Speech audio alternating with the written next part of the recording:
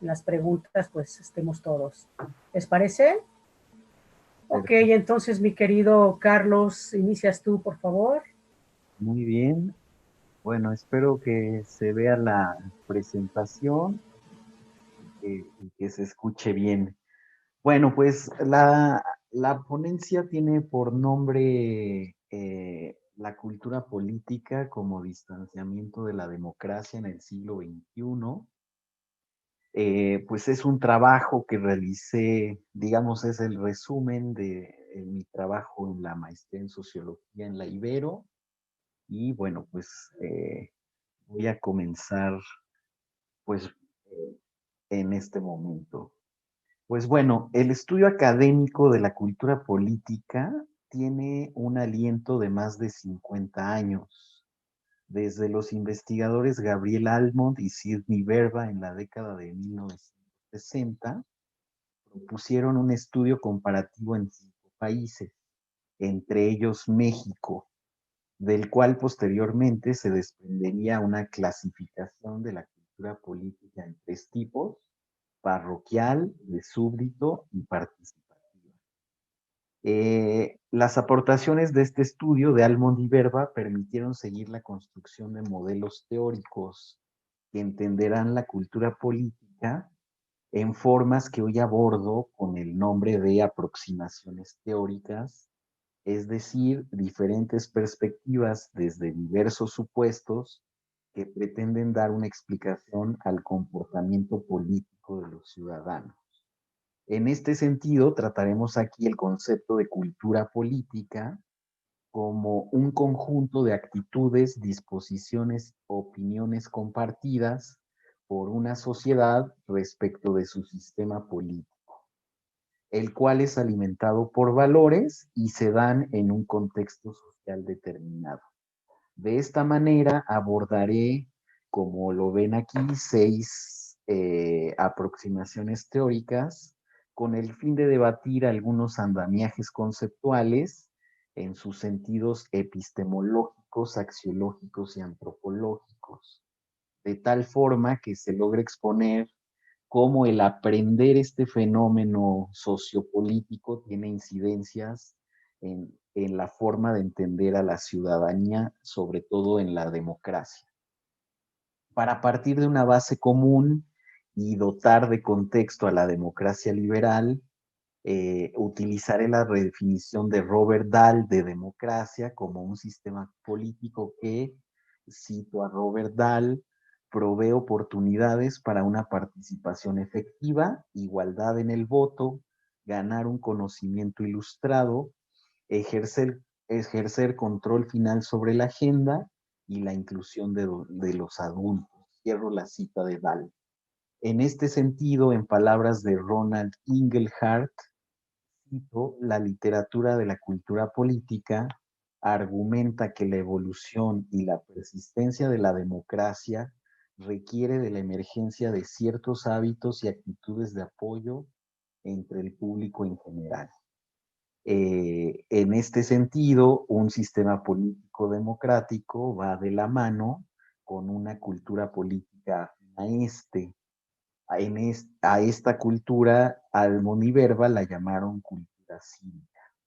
Y entro directamente a las aproximaciones teóricas que varían según el concepto de hombre, la antropología, los valores en juego, la axiología y la forma de estudiarla, que es la metodología.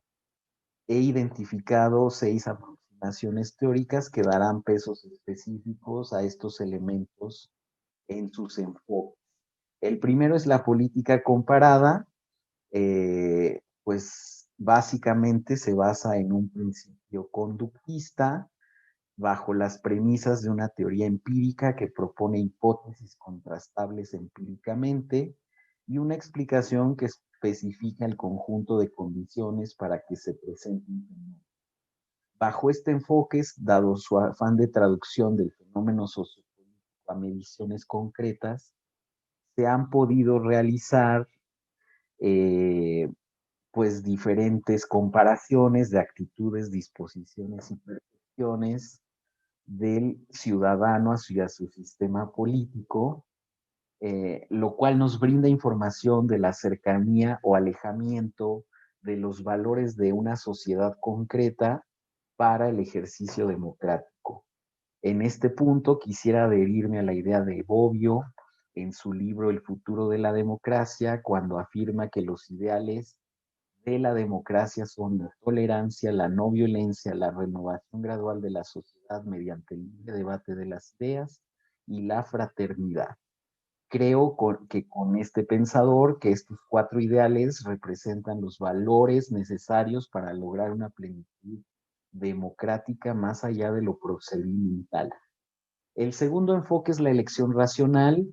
Nace en la década de los 80, 1980 más o menos. El enfoque anterior de política comparada, digamos que fue eclipsado en este momento, y es una teoría que postula que un solo individuo evalúa racionalmente alternativas entre las opciones existentes, ordenando preferencias, logrando establecer mejores o peores consecuencias, pensando en su propio beneficio, lo que le permite optimizar su toma de decisiones. El agregado de las elecciones individuales traerá como consecuencia la elección grupal. La teoría de la elección racional ha tenido una fuerte importancia explicativa para ciertas conductas, por ejemplo, modelos de votación, maximización de utilidades en el ámbito económico y la búsqueda de equilibrios en los juegos de varios contrincantes.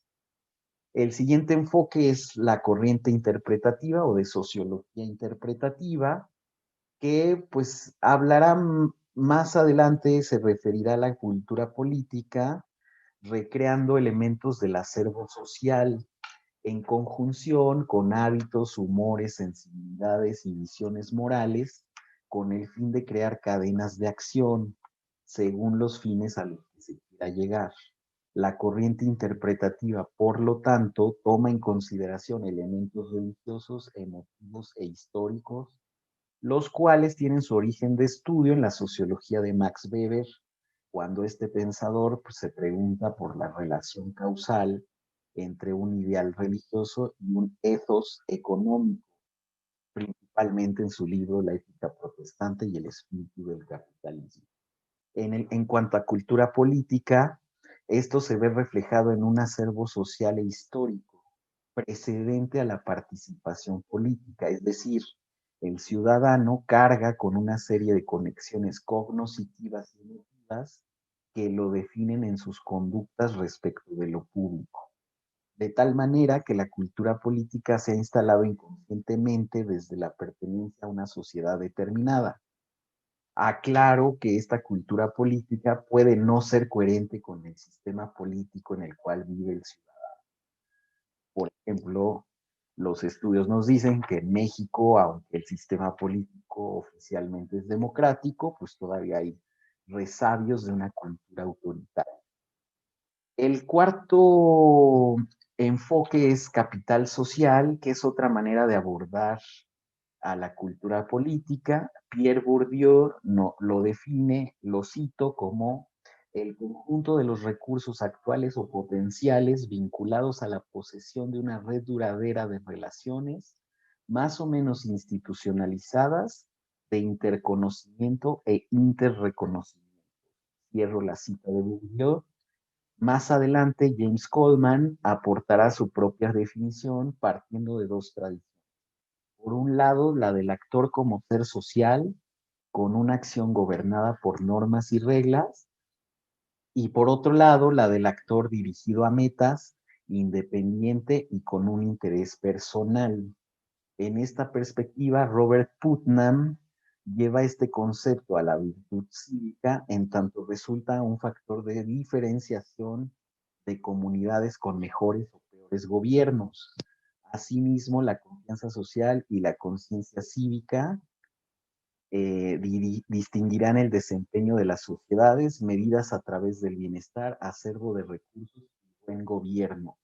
En este sentido, Putnam aboga por la importancia de la formación del capital social como un requisito más al lado del capital financiero, físico y humano, con el que se puede obtener un mejor gobierno y por lo tanto un mejor desarrollo social y económico.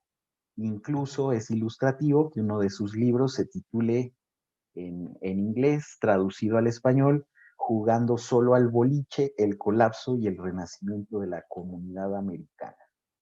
Eh, el, quinto, el quinto enfoque es la esfera pública, que pues la he nombrado así en el concepto de Hannah Arendt, donde es un escenario donde será plausible el ejercicio de la libertad, es decir, la exigencia del ser libre para corresponder a la gran diversidad social.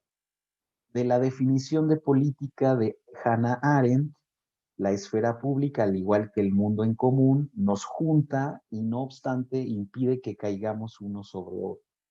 Es así como se puede extraer a la esfera pública como un espacio de libertad en donde los hombres realizan un intercambio de perspectivas, en donde ninguna ocupa una posición privilegiada, sino que se debate públicamente en atención al respeto de la igualdad y la diversidad.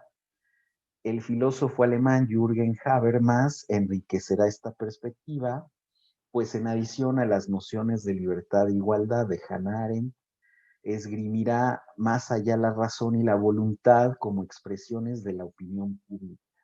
La opinión pública no es un alejamiento de la esfera pública, sino una continuación específica de ella. La opinión pública se materializa en la esfera pública como la suma de la diversidad y pluralidad de los juicios privados. Y finalmente, las aproximaciones más actuales en el siglo XXI. El siglo ha sido testigo de grandes cambios institucionales y geopolíticos, eventos económicos y sociales que han transformado esquemas de análisis no solo de la política, sino de la sociedad. Sin afán de exceder una postura pesimista, se puede observar que en la evidencia empírica la relación del ciudadano con las instituciones políticas está en proceso de transformación. Democracias nuevas han perdido el interés por la experiencia democrática, mientras que democracias antiguas han perdido interés por la política. Este fenómeno ha tomado diversos nombres en la literatura de las ciencias sociales, entre otros, alienación política, crisis de confianza, cinismo político, descenso político, desafección política, malestar o déficit político. Aunque no pueden considerarse propias únicamente de la cultura política, se demuestra que las creencias, valores y actitudes están en desfase entre las instituciones y los ciudadanos. De esta forma, la interacción de los ciudadanos con sus instituciones políticas demuestra estar en franco choque. Se advierte poco interés, bajo nivel de confianza y crítica a los actores institucionales como partidos políticos o gobernantes. En este sentido, recupero el concepto de desafección política como ilustrativo de esta situación, el cual cito a Mariano Torcal: sentimiento subjetivo de impotencia, cinismo y falta de confianza en el proceso político, los políticos y las instituciones democráticas, que genera un distanciamiento y alienación respecto a estos y una falta de interés en la política y los asuntos públicos, pero sin cuestionar el régimen democrático. En este sentido, parece que la democracia, si bien no pasa por su mejor etapa, tampoco ha sido despreciada de plano como una forma atractiva de sistema político. Sin embargo, lleva aparejada un desencanto que se manifiesta en el alejamiento del ciudadano. Otra perspectiva sugiere, en el ejemplo de la Unión Europea, que existe un déficit democrático en el sentido de si los canales directos e indirectos son efectivos en conectar las preferencias de los ciudadanos en la toma de decisiones dentro de la Unión Europea, como plantea Pippa Norris. Estos ejemplos, el de desafección política y el de déficit democrático, dan cuenta de una progresiva desconexión de las instituciones políticas con los intereses ciudadanos, lo cual ha llevado a un distanciamiento de estos con el sistema sistema político. Sin embargo, hay que mencionar que hay otros factores como los económicos, socioculturales, etcétera. Y bueno, para terminar con esta perspectiva,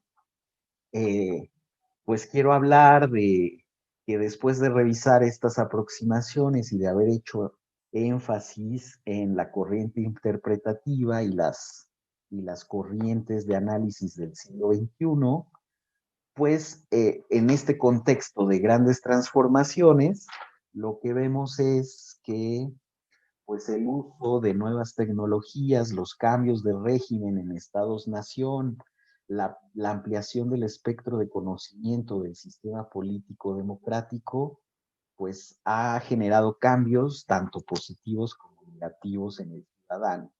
En este sentido, la cultura política también ha sido objeto de las tecnologías y la comunicación a grandes escalas. Algunos regímenes de América Latina han sufrido cambios importantes y esto nos ha llevado a algunas transiciones democráticas en ciernes o mayormente consolidadas, lo cual permite que nuevas condiciones de vida se implanten en la sociedad.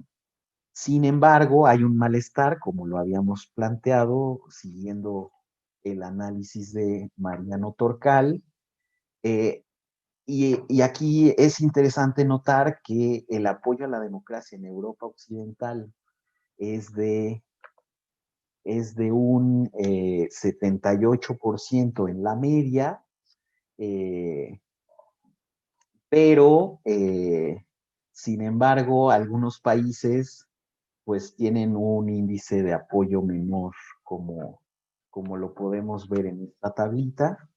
Eh, Y bueno, pues a todo esto podemos extraer que la democracia es un sistema político que muestra apoyo en países de Europa y de América Latina. Sin embargo, eh,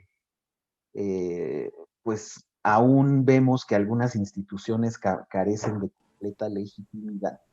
Y para concluir, nada más quisiera decir que la democracia tiene un componente de inclusión, el cual sin duda ha hecho de la política actual en Occidente un distintivo característico, y para vivir la vida democrática debe haber una cultura política acorde, la cual es la cultura política democrática. Después de todo lo revisado, me parece que no podemos dejar de entender este concepto como una construcción en permanente cambio, que se alimenta de valores históricos, pero asimismo de nuevos valores y contextos, y bien creo que podemos crear una cultura política más acorde con valores de ¿Podemos ir tolerancia. cerrando, Carlos, por favor? ¿Correcto? Decía que finalmente creo que este sistema, bien podemos crear una cultura más tendiente a valores de tolerancia y de debate público. Gracias. Gracias a ti, Carlos.